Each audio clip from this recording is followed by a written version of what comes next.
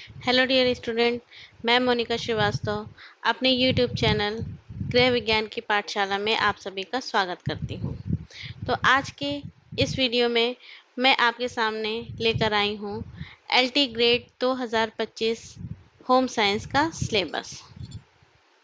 Last video में हमने क्या पढ़ा था कि जो होम साइंस एलटी ग्रेड का एग्ज़ाम होने वाला है उसमें जो होम साइंस से रिलेटेड कौन कौन से इम्पोर्टेंट पॉइंट हैं जो हमको ध्यान में रखना है, जो हमारे एग्ज़ाम में हमारे काम आ सके। ठीक है, तो आइए जानते हैं कि जो एलटी ग्रेड 2025 का एग्ज़ाम होने वाला है उसमें होम साइंस के कितने पद हैं। तो यहाँ पर होम साइंस के जो पद हैं वो हैं पुरुष में 206 और महिला में 163। ठीक, इस बार क्या है कि जो पुरुष वर्ग हैं वो अपने ही वर्ग में फॉर्म भर सकते हैं और महिला अपने वर्ग में। ठीक है, ना तो पुरुष महिला में फॉर्म भर सकते हैं और ना ही महिला पुरुष वर्ग में फॉर्म भर सकती हैं। सबका अपना अपना जो कैटेगरी है वो डिवाइड कर दिया गया है कि पुरुष पुरुष में भरेंगे और महिला महिला में। फिर आगे देखिए क्या है एलिजिबिलिटी। ठीक, मतलब कि किसी भी विश्वविद्यालय से गृह विज्ञान के साथ स्नातक एवं बीएड होना अनिवार्य है। ठीक है, बीएड कंप्लीट होना अनिवार्य है और जिसकी जो आयु सीमा है वो क्या है 40 वर्ष बताई गई है, चाहे वो महिला हो चाहे वो पुरुष है। ठीक है, और जो आरक्षण वाले हैं ठीक है उसमें 5 वर्ष की क्या दे दी गई है, छूट दे दी गई है, चाहे वो महिला हो। ठीक है, तो ये रहा हमारा मेन डिटेल कि पद कितने हैं होम साइंस की, क्या योग्यता चाहिए और आयु सीमा कितनी है। तो आगे हम डिस्कस क्या करेंगे कि जो होम साइंस सब्जेक्ट है उसका सिलेबस क्या है, हमें क्या पढ़ना है सिलेबस के अकॉर्डिंग। तो आगे चलते हैं और हम बात करते हैं अपने होम साइंस सिलेबस की। तो पहला क्या है प्रसार शिक्षा एक्सटेंशन एजुकेशन। तो इसमें जो पहली यूनिट है उसमें हमें क्या पढ़ना है कि प्रसार शिक्षा क्या है। ठीक है, उसका अर्थ, उद्देश्य, सिद्धांत, कार्य। ठीक है, प्रसार शिक्षा औपचारिक और अनौपचारिक और व्यवहारिक शिक्षा। ठीक है, इसका हमें अध्ययन करना है। फिर है शैक्षणिक मनोविज्ञान क्या है। ठीक है, उसका अर्थ, उद्देश्य, प्रसार शिक्षा से संबंध और प्रसार शिक्षा में इसकी क्या उपयोगिता है। ठीक है, ये तो हमारी हो गई पहली यूनिट। फिर दूसरी यूनिट में क्या है कि सामुदायिक विकास। ठीक है, कम्युनिटी डेवलपमेंट। इसमें उसका अर्थ, उसकी परिभाषा, उद्देश्य, संगठन, उसके साथ साथ पंचायत राज प्रणाली। ठीक है, संगठन, मूल्यांकन और इसके कार्य को ध्यान में रखना है। उसके आगे है राज्य और केंद्र सरकार द्वारा महिलाओं और बच्चों के लिए विभिन्न पंचवर्षीय योजनाओं के अंतर्गत चलाए जाने वाले विभिन्न कार्यक्रम। ठीक, उसके बाद ये देखिए अगला टॉपिक इसमें क्या जोड़ दिया गया है, नेतृत्व। नेतृत्व मतलब लीडरशिप। तो लीडरशिप क्या होती है इसके बारे में हमें जानना है, उसकी परिभाषा, प्रकार, कार्य, सिद्धांत। ठीक है, इसके बारे में हमें अध्ययन करना है। उसके आगे आता है ये थर्ड यूनिट, इसमें क्या है संचार प्रक्रिया। ठीक है, कम्युनिकेशन, इसका तात्पर्य क्या है, इसमें कम्युनिकेशन के कितने मॉडल बताए गए हैं, उसके सिद्धांत, उसकी समस्याएं, उसमें संचार में आने वाली जो बाधाएं हैं। ठीक है, और इन सभी चीज़ों का क्या करना है अध्ययन करना है। आगे क्या है यूनिट 4, इसमें क्या है प्रसार शिक्षण प्रणाली। ठीक है, उसकी विधियां, श्रव्य दृश्य साधन और इनका वर्गीकरण। ठीक है, मतलब प्रसार शिक्षा जो दी जाती है ठीक है उसको शिक्षण के रूप में हम उसमें किन किन साधनों का प्रयोग करते हैं, चाहे वो श्रव्य में हो, दृश्य में हो। ठीक है, इनका हम क्या करेंगे अध्ययन करेंगे। फिर आगे है हमारी 5वीं यूनिट कार्यक्रम नियोजन। ठीक है, प्रोग्राम प्लानिंग, उसका अर्थ, उद्देश्य, तात्पर्य, सिद्धांत, प्रकार। ठीक है, उसमें जो नियोजन, नियंत्रण, मूल्यांकन, मतलब इन सभी चीज़ों को ध्यान में रखना है। फिर अगली हमारी यूनिट क्या है 6 यूनिट, इसमें पीआरए जिसको कहते हैं सहभागी ग्रामीण अध्ययन, इसका क्या तात्पर्य है, उसके अर्थ, उसमें कौन कौन से उपकरण और विधियों का प्रयोग करते हैं। ठीक है, फिर अगली यूनिट हमारी 7 यूनिट, ये है महिला सशक्तिकरण और उद्यमिता, मतलब वुमेन एम्पावरमेंट। ठीक है, तो ये जो सातों यूनिट है ये हमारी किससे रिलेटेड है? प्रसार शिक्षा से।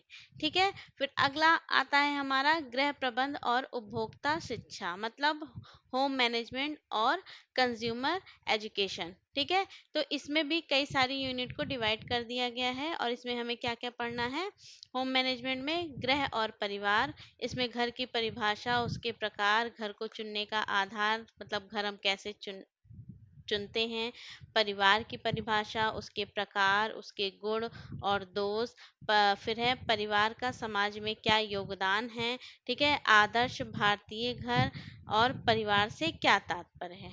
ठीक है, फिर अगला है गृहिणी एक उपभोक्ता है। ठीक है, क्या है? गृहिणी एक उपभोक्ता है, इसके बारे में हम अध्ययन। गृहिणी एक उपभोक्ता है, इससे क्या तात्पर्य है कि जो गृहिणी होती, जो गृहिणी है वो अपने घर को क्या करती है? चलाती है, बजट बनाकर रखती है। ठीक है, बचत करती है, और वो क्या उपभोग कर रही है? ठीक है, अपने घर को चलाने के लिए, ठीक है, उससे संबंधित जो भी चीज़ों की उसको आवश्यकता हो रही है, उन चीज़ों को वो कैसे उपभोग कर रही है। उपभोक्ता की परिभाषा, समस्याएं, अधिकार, जिम्मेदारियां और उनसे जो संबंधित कानून और अधिनियम है, वो उनका हमें अध्ययन करना है। ठीक है, फिर अगली यूनिट की तरफ हम बढ़ते हैं। क्या है दूसरी यूनिट? समय और ऊर्जा का प्रबंध, समय और ऊर्जा संबंधित बचत के सिद्धांत, समय का महत्व, बचत के स्रोत और कार्य सरलीकरण। ठीक है, कार्य सरलीकरण का क्या अर्थ होता है, उसकी क्या परिभाषा होती है, महत्व, सिद्धांत, उसके कार्य। ठीक है, ये सब आते हैं। फिर तीसरी यूनिट में क्या बताया गया है कि मुद्रा प्रबंध, ठीक है, और उपभोक्ता शिक्षा, पारिवारिक आय, परिवार की आय के विभिन्न स्रोत और आय के प्रकार, जैसे मुद्रा और वास्तविक आय, प्रत्यक्ष और अप्रत्यक्ष आय। ठीक है, आय, घरेलू खाता, मतलब इनकी क्या आवश्यकता होती है, उसकी विधि और रखने के विभिन्न तरीके। ठीक है, फिर अगली यूनिट हमारी क्या आती है?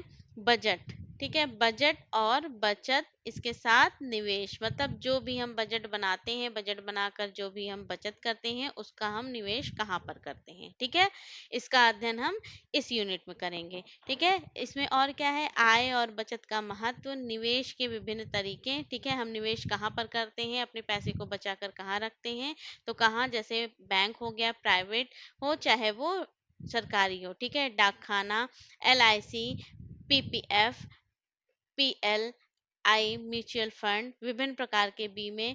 ठीक है, और GST।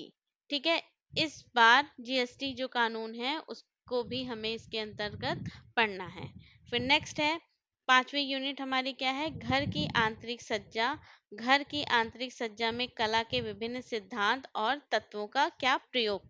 ठीक है, फिर अगला है हमारा तीसरा, आहार एवं पोषण, फूड एंड न्यूट्रिशन साइंस। ठीक है, इसमें हमें क्या क्या पढ़ना है? तो इसमें हमें पढ़ना है पोषण क्या है। ठीक है, पोषण का अर्थ क्या होता है, उसकी परिभाषा क्या होती है। ठीक है, पोषण से संबंधित जितनी भी जानकारी है वो।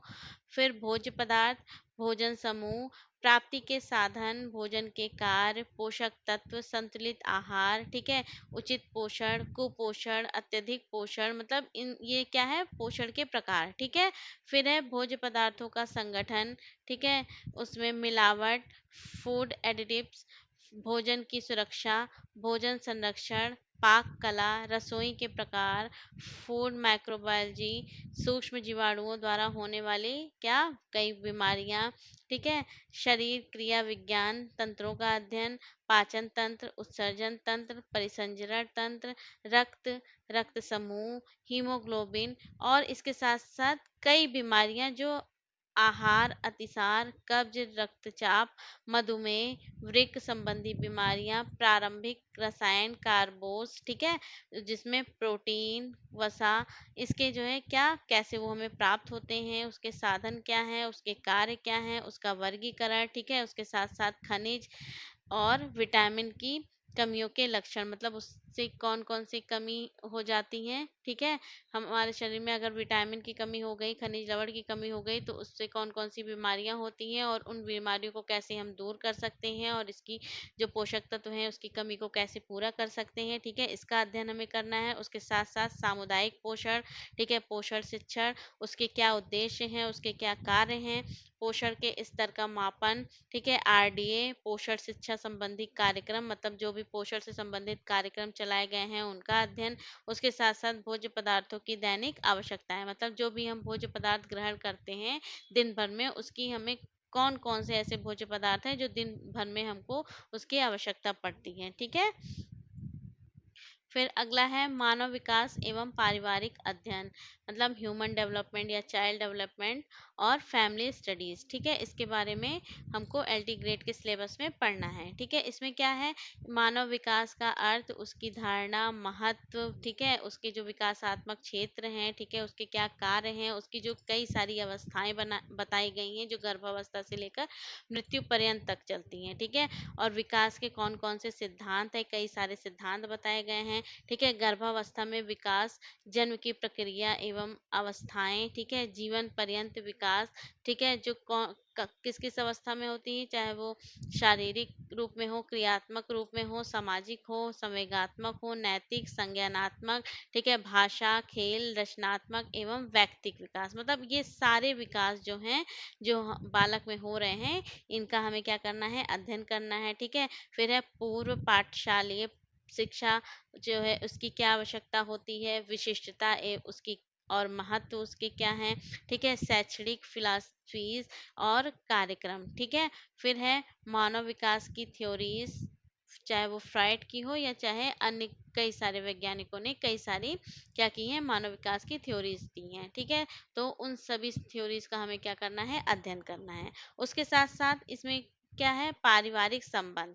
ठीक है। पारिवारिक संबंध के अंतर्गत परिवार का प्रभाव, अभिभावकों का दृष्टिकोण, बाल प्रशिक्षण विधियां, विघटित परिवार, एकल अभिभावक परिवार एवं पुनः गठित परिवार, बाल अपराध, ठीक है, असाधारण आवश्यकताएं, ठीक है, और वो असाधारण आवश्यकताएं वाले बालक, ठीक है, उस कौन कौन से हैं, ठीक है, कैसे होते हैं, उसका क्या अर्थ है, उसकी परिभाषा, ठीक है, और मुख्य धारा से जोड़ना, ठीक है, वर्गीकरण, शारीरिक विकलांगता, बोलने में असमर्थता, सुनने में असमर्थता, देखने में असमर्थता, सीखने में असमर्थता, मतलब जितने भी लर्निंग डिसेबिलिटीज हैं, ठीक है, उनके बारे में हम क्या करेंगे, इसमें अध्ययन करेंगे।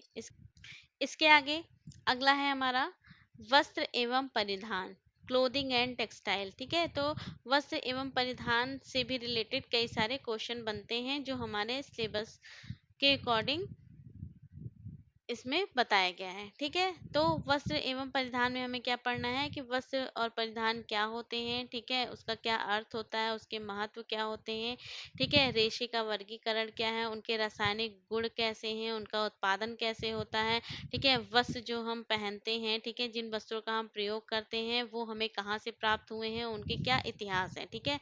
फिर है पारंपरिक वस्त्र कौन से होते हैं, ठीक है, उसकी कताई, बुनाई, निटिंग, ठीक है, फिर कपास, लिनिन, ऊन, सिल्क, रेयॉन, नायलॉन, ठीक है, इन सभी का क्या हमें करना है, अध्ययन करना है, किसके रूप में, इतिहास के रूप में, ठीक है। फिर उनके क्या गुण हैं, ठीक है, उनका निर्माण कैसे होता है, सिलाई मशीन क्या है, ठीक है, उस सिलाई मशीन की देख रेख कैसे की जाती है, फिर पैटर्न बनाना, फिर जो वस्त्र हैं उसकी धुलाई, ठीक है, उसके रख रखाव, वस्त्रों को रंगना, विभिन्न अवसरों के लिए वस्त्रों का चुनाव, कढ़ाई, tie and dye, batik printing, वस्त्रों को चुनाव, ठीक है, जो हम वस्त्र चुन रहे हैं तो उनको प्रभावित करने वाले कई सारे कारक बताए गए हैं, उनका अध्ययन, ठीक, धुलाई के जो विभिन्न तरीके हैं उनका अध्ययन, ठीक है, साथ ही साथ वस्त्रों पर जो धब्बे लग जाते हैं तो उन धब्बों को हम कैसे हटाएंगे, ठीक है, इसका अध्ययन हम किसके अंतर्गत करेंगे, वस्त्र एवं परिधान के अंतर्गत, ठीक है।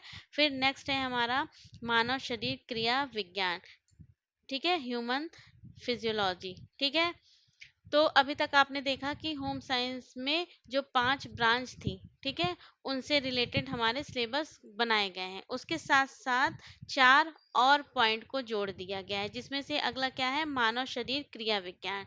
इसका हमें क्या करना है, हमारे एलटी ग्रेड के सिलेबस में इसको क्या कर दिया गया है, जोड़ दिया गया है, और जिसको हमें पढ़ना है। इसमें क्या है, कोशिकाएं, ठीक है, ऊतक का अर्थ, परिभाषा, संरचना, कोशिका के प्रकार, ठीक है, कंकाल पेशी तंत्र संरचना, उसके कार्य और प्रकार, ठीक है, जोड़ों के प्रकार, ठीक है, पाचन तंत्र क्या होते हैं, मनुष्य की आहार नाल, ठीक है, पाचन तंत्र के अवयव, मुख गुहा, ग्रसनी, ग्रास नली, अमाशय और आंत, ठीक है।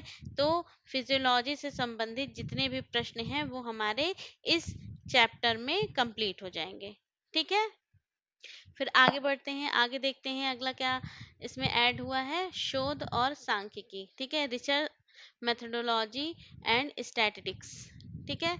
इसमें क्या पढ़ना है हमें कि शोध क्या है, ठीक है, इसका क्या अर्थ है, उसके क्षेत्र क्या बताए गए हैं, उसके उद्देश्य क्या हैं, ठीक है।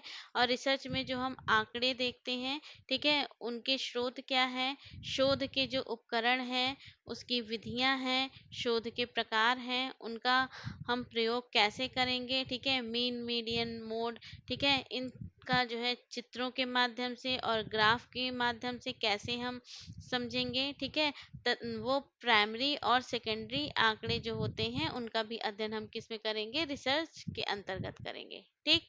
फिर अगला हमारा जो टॉपिक है वो है स्वास्थ्य और स्वच्छता, हेल्थ एंड हाइजीन, ठीक है। तो इसको भी कई यूनिट में बांट दिया गया है।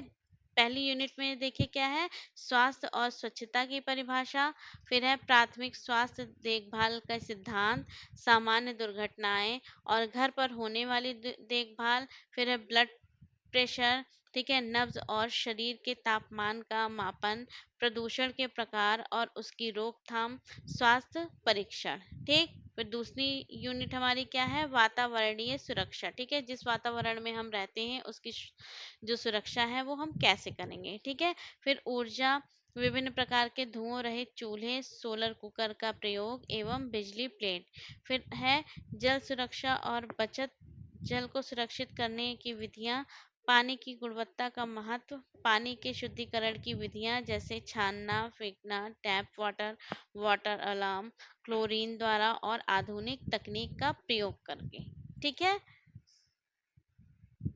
फिर हम आगे बढ़ते हैं, अगला है हमारा खाद्य सुरक्षा, अनाज भंडार, ठीक है, उसकी विधियां, खाना बनाने की विधियां, खाद्य संरक्षण की तकनीक, उसकी कितनी विधियां हैं, ठीक है, इसका अध्ययन, उसके साथ साथ जीविकोपार्जन, ठीक है, उसमें सरकारी व प्राइवेट विभागों में नौकरी के अवसर, स्वरोजगार जैसे स्टार्टअप आदि, ठीक है।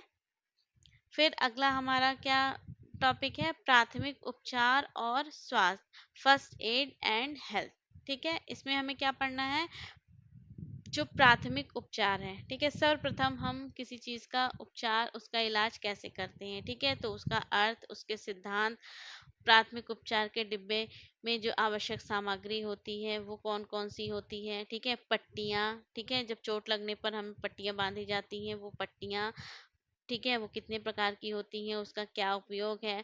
फिर है फ्रैक्चर के प्रकार, मोच, कृत्रिम श्वसन, ठीक है, खिसकना, खून का बहना और प्रेशर केंद्र, ठीक है, उसकी देखभाल, रख रखाव, मरीज की देखभाल और उसका कमरा कैसा होना चाहिए, सामान्य बीमारियों के घरेलू उपचार, ठीक है। तो जिसका हम प्राथमिक रूप से सर्वप्रथम जो है इलाज कर सकें, ठीक है, उसका अध्ययन हमें कहाँ पे बताया जाएगा, ये प्राथमिक उपचार और स्वास्थ्य वाले टॉपिक में, ठीक है। तो इन 9 भागों में, ठीक है, क्या किया गया है, इस एलटी ग्रेड जो एग्जाम है होम साइंस सब्जेक्ट में, इनको 9 भागों में क्या कर दिया गया है, बांट दिया गया है, जिसको हमें पढ़ना है अपने एग्जाम के लिए। और ये जो एग्जाम है ये हमारा प्री होगा और मेंस भी होगा, ठीक है। तो प्री और मेंस, प्री जो है हमारा ऑब्जेक्टिव होगा और जो ये मेंस होगा ये हमारा डिस्क्रिप्टिव होगा, ठीक है।